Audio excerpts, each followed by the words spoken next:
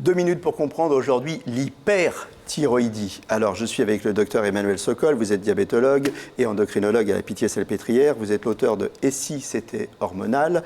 Hypothyroïdie, c'est quand ça ne fonctionne pas bien. Hyperthyroïdie, c'est quand ça fonctionne trop, c'est ça? Oui. Alors, quelles conséquences? Alors, la thyroïde, c'est une petite glande qui est à la base du cou, qui s'occupe de fabriquer des hormones qui vont s'occuper de la façon dont le corps utilise l'énergie. Et donc, quand il y a une hyperthyroïdie, cet excès d'hormones, ça va faire qu'on va dépenser beaucoup d'énergie.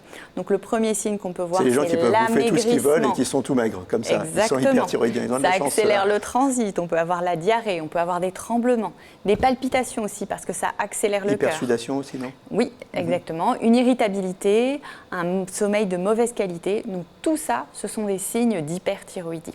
Alors, qu'est-ce qu'on fait? Pour faire le diagnostic, il faut faire une prise de sang. On va mesurer le taux de TSH, qui est l'hormone qui va commander la thyroïde, et puis le taux d'hormones thyroïdiennes, les taux de T4 et de T3. Donc souvent, on peut avoir une thyroïde qui est trop grosse, on appelle ça un goitre. Et puis parfois, la maladie la plus fréquente, on appelle ça la maladie de Basedow, ça s'accompagne aussi de problèmes au niveau des yeux, les yeux qui ressortent, on appelle ça une exophthalmie. Donc cette maladie de Basedow, elle peut se soigner avec des médicaments, qu'on va prendre tous les jours pendant plusieurs mois, en général pendant 12 à 18 mois.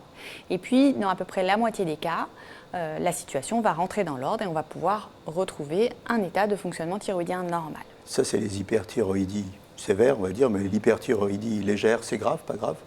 Non, c'est pas grave. Le plus souvent, avec ces médicaments, ça s'en va. Parfois, ça peut être aussi un nodule, donc une boule, qui se met à fabriquer trop d'hormones. Et donc, dans ces cas-là, on peut proposer soit une opération, soit de brûler ce nodule avec de l'iode radioactif. Voilà, donc dans tous les cas, on est attentif à ces thyroïdes. Merci.